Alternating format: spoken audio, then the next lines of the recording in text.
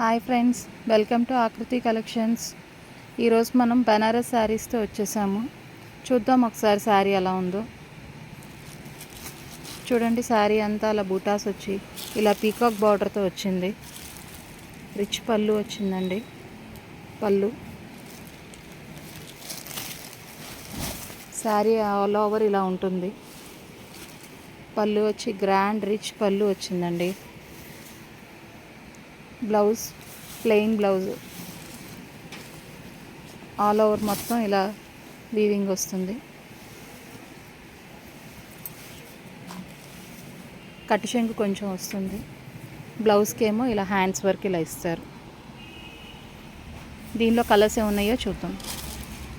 bottle green, purple colour, navy blue, రాణి colour,